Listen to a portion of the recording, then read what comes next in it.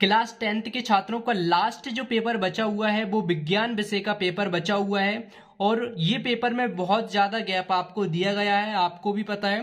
तो ये पेपर आपका कठिन आने वाला है। क्वेश्चन आपसे घुमाकर पूछे जाने वाले हैं, किस प्रकार से क्वेश्चन आने वाले हैं, कहां से क्वेश्चन पूछे जाने वाले हैं, तो ये सारी चीज इस वीडियो के अंदर मैं आपको बताने वाला हूं।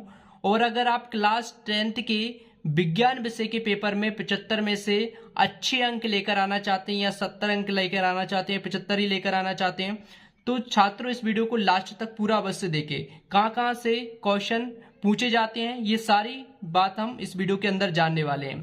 तो चलिए हम वीडियो को शुरू करते हैं, लेकिन इससे पहले आपसे एक छोटी सी रिक्वेस्ट है। आपने इस वीडियो को लाइक नहीं किया है तो जल्दी से इस वीडियो को लाइक कर दो और चैनल को सब्सक्राइब नहीं किया है तो चैनल को सब्सक्राइब करके बेल आइकन को ऑल पर अवश्य प्रेस कर लेना। तो चलिए छात्रों, सबसे पहले हम यहाँ पर सही विकल्प जो दिए गए हैं उनके आंसर देख लेते हैं। तो प्रतिरोध का मात्रक होता है, तो यहाँ पर 4 ऑप्शन आपको देखने को मिलेंगे, वोल्ट, वाट, ओम, एम्पियर। इन चारों में से जो सही आंसर है वो है ओम। इसके बाद में दूसरा है विद्युत ऊर्जा को यांत्रिक ऊर्जा में बदलने वाली युक्ति है। तो विद्युत ऊर्जा को यांत्रिक ऊर्जा में बदलने वाली युक्ति कौन सी है?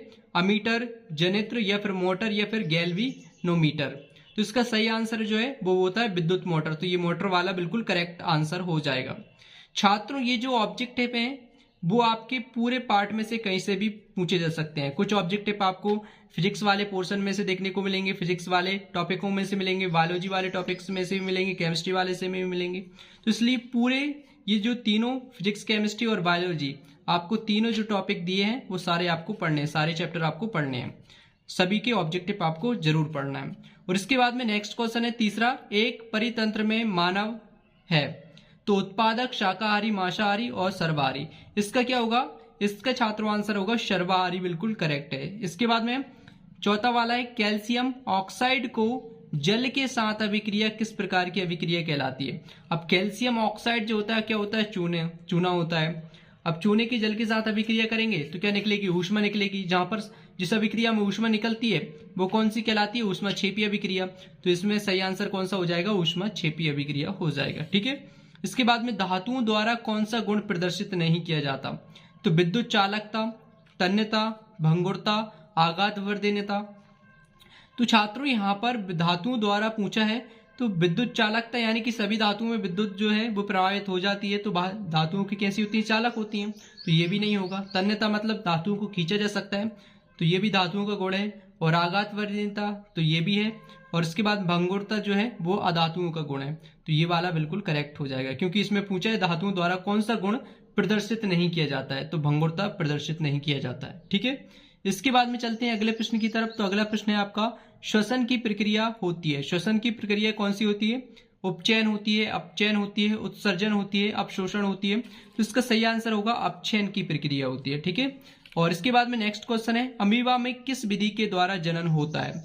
एक एक क्वेश्चन आपको ध्यान से देखना है, ये मैं आपको पहले ही बता देता हूँ। एक एक क्वेश्चन आपको ध्यान से देखना है आपके आने वाले पेपर के लिए। ठीक है।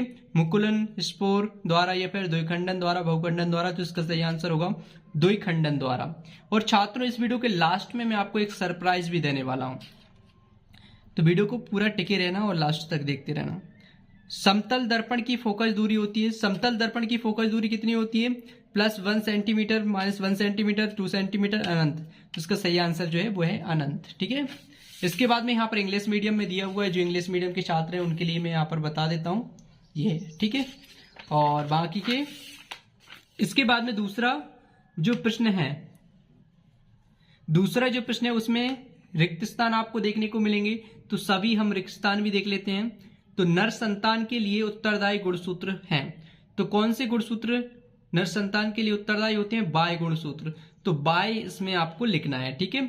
और वस्तुओं को हम की उपस्थिति में देख सकते हैं, तो वस्तुओं को हम किसकी उपस्थिति में देख सकते हैं? आपको पता होगा प्रकाश की उपस्थिति में देखते हैं। जब भी अगर रात में हमें कोई चीज ढूंढनी होती है तो हम क्या करते हैं? सबसे पहले टॉर्च जलाते हैं, तो तभी तो वस्तु देख सकते हैं। तो यहाँ पर प्रकाश की उपस्थिति में हम वस्तुओं को देख सकते हैं। इसके बाद में तीसरा है, प्रिज्म द्वारा रंग की प्रकाश किरण का विचलन सर्वाधिक होता है। तो किस रंग का विचलन सर्वाधिक होता है? तो प्रिज्म द्वारा। तो बैगनी रंग का होता है, तो इसमें आपको बैगनी भर देना है। ठीक है। इसके बाद में हम नेक्स्ट क्वेश्चन की बात करें तो नेक्स्ट क्वेश्चन है चौथा वाला, सिरके में अम्ल उपस्थित होता है, तो सिरके में कौन सा अम्ल उपस्थित होता है? एसिटिक अम्ल उपस्थित होता है। कौन सा? एसिटिक अम्ल होता है। तो इसमें आपको एसिटिक भरना है। इसके बाद में नेक्स्ट क्वेश्चन है, दो या दो से अधिक धातुओं के समांगी मिश्रण को कहते हैं। तो क्या कहते हैं? दो या दो से अधिक तो मिश्र धातु कहते हैं। तो इसमें आपको मिश्र धातु भरना है। और टेस्टोस्टेरोन हार्मोन का स्त्रवण से होता है। तो टेस्टोस्टेरोन जो हार्मोन है का स्त्रवण कहां से होता है बताइए? इसका होता है लीडिंग कोशिकाओं द्वारा। तो यहां पर इसमें लीडिंग कोशिकाओं आपको भरना है, लीडिंग कोशिकाओं से होता है। यदि एक पुष्प के परागकण दूसरे पुष्प पर स्थानांतरित होते हैं तो ये प्रक्रिया क्या कहलाती है? पर परागण कहलाती है। क्या कहलाती है? पर परागण कहलाती है। तो इसमें आपको पर परागण आपको भरना है। ठीक है, इस प्रकार से आपको सभी रिक्त स्थानों की पूर्ति कर लेना है। अब हम चलते हैं नेक्स्ट क्वेश्चन की तरफ, वो है आपकी सही जोड़ियां को मिलान कीजिए। तो चलिए हम सही जोड़ियों के क्वेश्चन भी देख लेते हैं। तीसरा क्वेश्चन है हमारा सही जोड़ियों। तो यहाँ पर सरल रेखीय पद, अब जो सरल रेखीय जो पद है इसको आपको किससे मिलाना है? इसको आपको मिलाना है किससे? प्रकाश किरण से। किससे मिलाना है? प्रकाश किरण से मिलाना है। वहीं पर अगर हम दूसरे प्रश्न की बात करें तो वह है विभवांतर। अब विभवांतर को आपको किससे मिलाना है? दूसरे वाले को वोल्ट से मिलाना है। तो इस वाले वोल्ट से आपको मिला देना है। और प्रबल अम्ल, प्रबल अम्ल क्या है? HCl है। तो जी वाले से आपको मिला देना है। धातु, अब धातु की बात करें तो धातु को ये चौथे वाले को किससे मिलाना है? सुचालक से, क्योंकि धातुएं जो होती हैं विद्युत की कैसी होती हैं? सुचालक होती हैं। जाइलम, जाइलम का काम क्या होता है? जल परिवहन। तो इसको जल परिवहन से आपको मिला देना है। बहुत ही सिंपल है, अगर आप थोड़ा सा भी दिमाग लगाओगे तो आप आसानी से विज्ञान को कर सकते हैं। लेकिन आपने पढ़ी हो विज्ञान को, अगर आपने विज्ञान को अच्छे से पढ़ा है, समझा है, तो आप चीजें आसानी से के साथ कर सकते हैं और अच्छे नंबर लेकर आ सकते हैं। मास्टर ग्रंथि, मास्टर ग्रंथि पीयूष ग्रंथि को बोलते हैं। तो इससे आपको मिला देना है। मादा हार्मोन, मादा हार्मोन को मादा हार्मोन जो है इसको किससे मिलाना है? इसको मिलाना है एस्ट्रोजन से। ठीक है, मादा हार्मोन जो है वो एस्ट्रोजन है। ठीक है, इसके बाद में मेंडल, अब मेंडल के जो नियम है वो कौन से? अनुवांशिकी के नियम है। तो इससे आपको मिला देना है। तो बहुत ही सरल यहाँ पर आपको रिक्त स्थान जो सही जोड़ी है वो आपको देखने को मिली होंगी इस पेपर में। और इसके बाद में हम चलते हैं नेक्स्ट क्वेश्चन की तरफ। तो नेक्स्ट क्वेश्चन आपके यहाँ पर आ जाते हैं, वो है एक शब्द और एक वाक्य के उत्तर। तो ये भी प्रश्न हम देख लेते हैं। भ्रूण को पोषण कहाँ से मिलता है? अब जो भ्रूण होता है उसको पोषण कहाँ से मिलता है? भ्रूण को पोषण मिलता है गर्भाशय में, प्लेसेंटा से। कहाँ से मिलता है? गर्भाशय में, प्लेसेंटा से मिलता है। इसके बाद में हम दूसरे क्वेश्चन की बात करें तो वह है, जिस लेंस की फोकस दूरी 1 मीटर हो उसकी क्षमता कितनी होगी? बताइए। 1 डायोप्टर होगी। तो इसमें आपको 1 डायोप्टर लिखना है। तीसरा वाला क्वेश्चन है, क्या कारण है कि खतरे के संकेत या सिग्नल का प्रकाश लाल रंग का होता है? तो आप बताइए कि जब भी कोई लाल बत्ती जलती है तो गाड़ी रुक जाती है। तो खतरे का जो सिग्नल है वो लाल रंग का क्यों होता है? क्योंकि लाल रंग को दूर से देखा जा सकता है। लाल रंग के प्रकाश का प्रकीर्णन जो है वो सबसे कम होता है और दूर से ही उसको देखा जा सकता है। ठीक है। तीसरा है, क्या कारण है कि, ये तो हो गया। इसके बाद में ये अगला है, एक अश्वशक्ति में कितने वाट होते हैं? एक अश्वशक्ति में कितने वाट होते हैं? 746 वाट होते हैं। तो इसमें आपको 746 वाट आपको लिखना है। नेक्स्ट क्वेश्चन है, वह विद्युत परिपथों की लघुपथन तथा अतिभारण के कारण होने वाली हानि से सुरक्षा की सबसे महत्वपूर्ण युक्ति है। तो इसका क्या होगा? Fuse wire. इसमें आपको लिखना है फ्यूज वायर आपको लिखना है। इसके बाद में नेक्स्ट क्वेश्चन है, बे अभिक्रियाएं जिनमें अभिकारकों के बीच आयनों का आदान प्रदान होता है उन्हें क्या कहते हैं?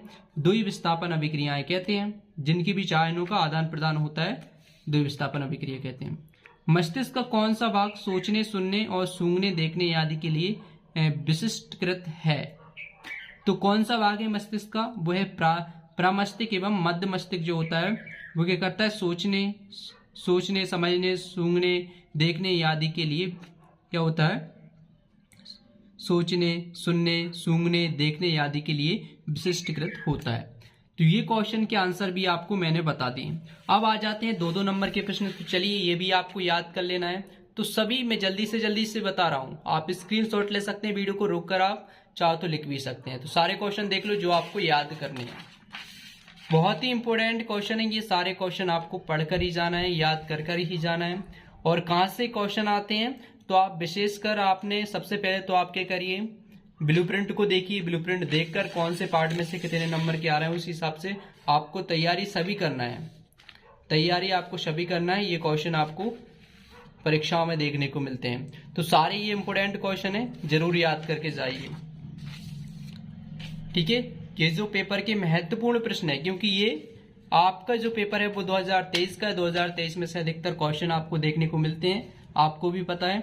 और इस पेपर से आप समझ सकते हैं कि डिफिकल्टी लेवल क्या होने वाला है पेपर का। ठीक है, कितने % क्वेश्चन डिफिकल्ट आते हैं, तो इसी पेपर से देखकर आप अंदाजा लगा सकते हैं। तो चलिए मिलते हैं नेक्स्ट वीडियो में। Thanks for watching this video. इस वीडियो को जल्दी से अपने दोस्तों को शेयर कर दो।